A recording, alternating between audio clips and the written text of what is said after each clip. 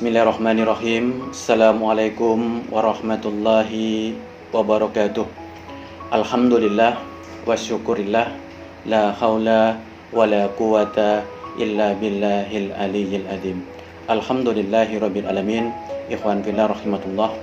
Kita bersyukur atas Allah Subhanahu wa taala yang sampai dengan hari ini senantiasa melimpahkan nikmat dan karunia kepada kita semua, sehingga kita masih diberikan kesempatan oleh Allah untuk senantiasa beraktivitas, bekerja, beramal, beribadah di buminya Allah. Dan insya Allah dengan kerja, amal, dan ibadah itu menjadi bekal kita menghadap Allah Subhanahu wa ta'ala. Salawat serta salam kita aturkan kepada baginda Nabi besar Muhammad Sallallahu Alaihi Wasallam, uswah dan teladan buat kita semua yang insya Allah telah membimbing kita semua kepada Shiratal Mustaqim. Dan insya Allah kita semua senantiasa diberikan kekuatan oleh Allah untuk menapaki jalan Shiratal Mustaqim ini sampai akhir hayat hidup kita. Amin, amin ya rabbal alamin. Ikhwan fillah rahimatullah. Sejatinya Allah menghadirkan kita semua sebagai manusia di muka bumi ini tidak ada tujuan lain kecuali kita semua senantiasa menghambakan diri, mengibadahi, taat, tunduk, patuh hanya semata-mata kepada Allah Subhanahu wa ta'ala. Namun berapa banyak dengan berjalannya waktu, dengan berjalannya usia, berjalannya masa, manusia kadang-kadang terlupakan terhadap tujuan paling mulia penciptaan dirinya, kecuali untuk menghambakan diri kepada Allah.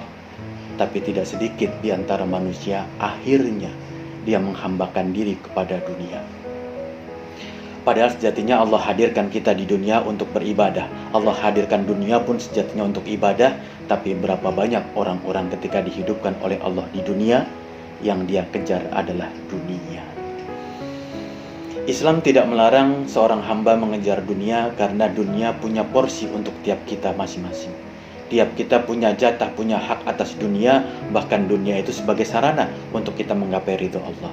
Jadi Islam berikan ruang untuk orang-orang menjadi orang-orang yang kaya, tapi tidak menjadikan kekayaan dunia menjadi segala-galanya. Karena tujuan akhirnya adalah kita menghambakan diri hanya kepada Allah. Maka kalau kita melihat, ikhwan fillah rahimatullah, berapa banyak orang-orang hari ini menjadikan dunia target akhirnya, menjadikan dunia tujuan hidupnya, menjadikan dunia cita-citanya, sedangkan tujuan paling mulia dia dihadirkan oleh Allah untuk beribadah, seringkali karena manusia lupa. Oleh sebab itu perlu kita renungkan, sejatinya kecintaan kita kepada dunia yang berlebihan menjadi cikal bakal, menjadi pangkal segala macam keburukan yang terjadi di muka bumi ini. Kecintaan kita kepada dunia yang berlebihan menjadikan sumber petaka buat kita semua. Maka Ibnu Katsir pernah mengatakan kepada kita semua, tahukah kalian siapa sih orang-orang yang merdeka dan siapa sih orang-orang yang terjajah itu? Kata Ibnu Katsir, kalau engkau punya dunia, engkau punya harta, engkau punya materi, engkau simpan materi itu, engkau simpan harta itu, maka engkau telah menjadi budaknya dunia. Tapi kalau Allah berikan harta, berikan dunia, berikan materi kepada kita, lalu kita belanjakan harta materi itu di jalan Allah, maka kita menjadi hamba-hamba yang merdeka terhadap dunia. Maka benar kata Rasulullah SAW, tiap umat itu punya fitnah, dan sesungguhnya fitnah terhadap umatku itu adalah dunia. Setiap umat, setiap generasi, setiap masa punya fitnah masing-masing. Dan fitnah umatku, kata Rasulullah, adalah dunia, adalah materi, adalah harta. Maka seyogianya kita orang-orang beriman ingat betul pesan Rasulullah. Kita ini secara umum terfitnah oleh kehidupan dunia. Kita secara umum terfitnah oleh harta, oleh materi. Maka jaga diri kita terhadap materi. Jangan sampai mereka memfitnah kita. Berapa banyak hari ini, ikhwan fillah rahmatullah, orang yang punya banyak harta, punya banyak materi, punya dunia, punya segala macam kecukupan, harta yang mewah, kendaraan yang mewah, rumah yang mewah, dia merasa dirinya raja di atas dunia. Padahal perhatikan, bisa jadi justru karena berlimpahnya harta, berlimpahnya materi dunia dia punya, dia bukan raja dunia, tapi dia hamba dunia. Maka Imam Al-Ghazali berkata, maukah aku tunjukkan perbedaan orang-orang yang dia menjadi budaknya dunia dan dia merdeka terhadap dunia? Apa kata Al-Ghazali? kalau ada manusia menempatkan harta materi dunia, kecintaan dia kepada dunia, dia letakkan di hatinya, maka dia terjajah oleh dunia. Tapi sebaliknya, kalau ada orang diberikan harta materi dunia, dia letakkan harta dalam genggaman tangannya, maka dia menjadi hamba-hamba yang merdeka di dunia ini. Maka ikhwan fillah rahmatullah, perlu terus kita renungkan, jangan sampai kita dihidupkan di dunia terfitnah oleh dunia, padahal dunia dihadirkan oleh Allah sebagai sarana untuk kita beribadah kepadanya.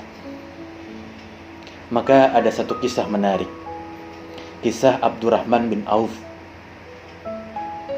orang paling kaya, orang paling mulia karena kekayaannya, orang paling tinggi derajatnya karena hartanya. Suatu ketika beliau makan kurma. Dia pegang satu kurma yang besar sekali kurmanya. Lalu ketika dipegang kurmanya itu, sebelum dia sampai ke mulutnya untuk dimakan, untuk dikunyah, dia meneteskan air mata. Dia menangis. Sampai akhirnya dia letakkan kembali kurma yang besar tadi itu. Lalu sahabat-sahabat lain yang menyaksikan peristiwa itu bertanya pada Abdurrahman bin Auf, "Wahai sahabat kau Abdurrahman bin Auf, kenapa ketika kau akan makan kurma meneteskan air mata engkau menangis?"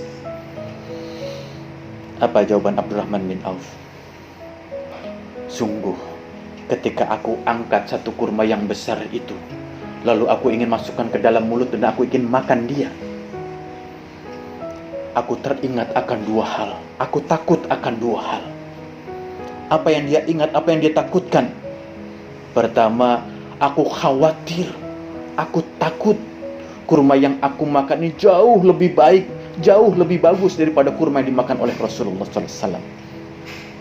Dan sama-sama kita tahu, ikhwan fillah rahmatullah, Rasulullah sepanjang umurnya, sepanjang hayatnya, tidak pernah makan kurma yang bagus, kurma yang baik.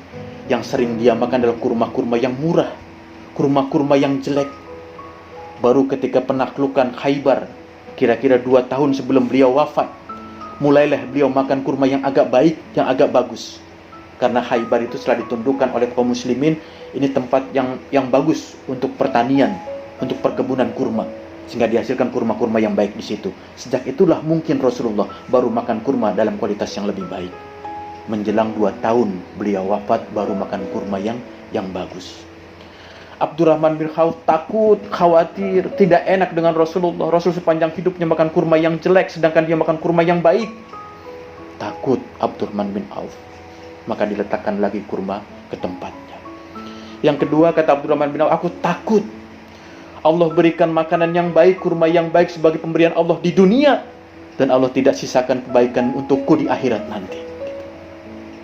Karena buat orang beriman itu, Bapak Ibu ikhwan fillah rahmatullah, ketika berbuat baik di dunia, berbuat amal soleh, ketaatan di dunia, Allah akan berikan ganjaran baik dunia maupun akhirat. Tapi ada orang tertentu yang dia berikan buat kebaikan di dunia, dia bayar cash di dunia, tapi Allah tidak sedikit pun memberikan kebaikan di akhirat. Nah, Abdurrahman bin Auf takut kalau dia diberikan nikmat makanan yang baik, kurma yang baik, itu sebagai pemberian Allah di dunia, dan dia tidak diberikan sedikit pun kebaikan di akhirat. Maka diletakkan kurmanya, kemudian dia menangis. Nah, sudahkah kita ikhwan fillah rahmatullah mensikapi dunia sedemikian rupa agar jangan sampai dunia memfitnah kita?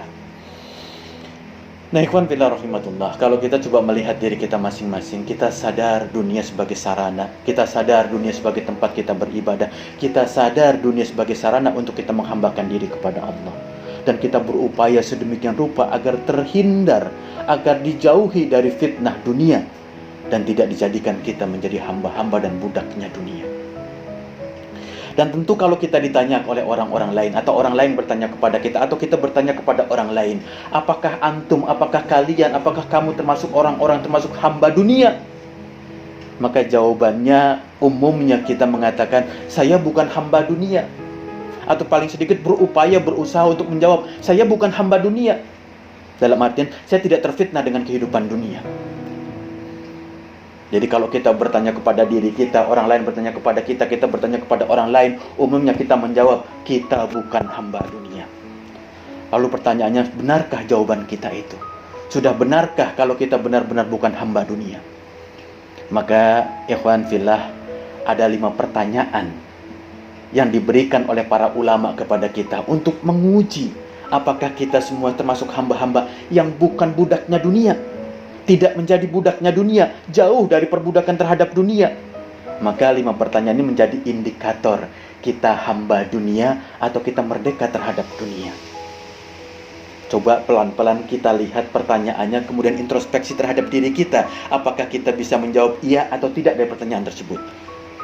Maka pertanyaan-pertanyaan ini kalau kita simpulkan akan bisa menjadi indikator apakah kita sudah menjadi hamba dunia atau kita benar-benar menjadi hamba yang merdeka di atas dunia ini. Pertama, apakah kita termasuk orang-orang, termasuk manusia yang terkait dengan sholat, kita menunggu-nunggu datang waktunya sholat, atau sholat yang menunggu datangnya kita? Pertanyaan pertama, apakah kita termasuk orang-orang yang menunggu datangnya sholat, atau sholat menunggu datangnya kita? 1 jam, 2 jam sebelum masuk waktu sholat, kita tunggu datangnya sholat. Kita persiapkan diri kita optimalkan kemampuan kita, agar ketika sholat datang, sungguh-sungguh kita bisa kerjakan. Kita termasuk yang seperti itu, atau sholat yang menunggu kita datang? Pertanyaan yang pertama menunjukkan kita hamba dunia atau kita merdeka terhadap dunia. Pertanyaan yang kedua, apakah kita termasuk orang-orang yang senang, suka mendengar orang-orang yang sukses dunia, atau kita lebih senang mendengar cerita-cerita orang sukses di akhirat? Kalau ada orang menceritakan kesuksesan dunia, bisnisnya, usahanya, propertinya, kekayaannya, kita lebih suka mendengarkannya dibandingkan orang-orang yang soleh. Bisa jadi kita termasuk hamba-hamba budak dunia. Nah, jadi apakah kita termasuk orang-orang yang kalau diceritakan tentang orang sukses di dunia lebih tertarik kita dibandingkan orang yang sukses di akhirat? Kalau iya, hati-hati, itu pertanda kita masih menjadi budak dunia. Yang ketiga, bicara masalah ilmu, bicara masalah ngaji, bicara masalah taklim. Sudahkah setiap kita hadir dalam majelis-majelis ilmu, pengajian, taklim, sudah kita azamkan, kita targetkan, kita alokasikan waktu khusus untuk kita menimba ilmu, mencari ilmu, untuk ngaji, untuk tarbiyah? Atau datangnya kita ke majelis-majelis ilmu hanya sekedar menghabiskan waktu luang saja, hanya sekedar mengisi waktu luang saja? Ini menjadi indikator kita menjadi budaknya dunia atau kita merdeka hidup di atas dunia. 1, 2, 3 pertanyaan yang sudah dilontarkan. Kira-kira kita ada di posisi mana? Hamba duniakah kita atau kita menjadi orang-orang merdeka di atas dunia? Tentu antum sekalian yang bisa menjawab pertanyaan-pertanyaan tersebut. Pertanyaan yang keempat, ikhwan fillah rahimatullah, kita termasuk budak dunia atau orang-orang yang merdeka di dunia? Pertama, yang ketiga, apakah kita termasuk orang-orang yang malas memikirkan tentang kematian kita? Bahkan apakah kita termasuk orang-orang yang takut untuk memikirkan kematian kita? Kalau iya, maka itu pertanda kita cinta kepada dunia, itu sebagai pertanda kita hamba dunia. Karena kata Rasulullah, sebaik-baik manusia, secerdas-cerdas manusia, sepandai-pandainya manusia, ada orang senantiasa konsisten, kontinu mengingat kematiannya, kemudian mempersiapkan diri untuk kematiannya. Itulah orang yang cerdas dalam Islam. Itulah orang yang cerdas, kata Rasulullah. Maka orang beriman harus senantiasa setiap waktu, setiap kesempatan mengingat tentang kematiannya. Nah, kalau ada orang ketika bicara masalah kematian malas untuk dia ingat, takut untuk dia ingat, bisa jadi dia termasuk hamba-hamba dunia.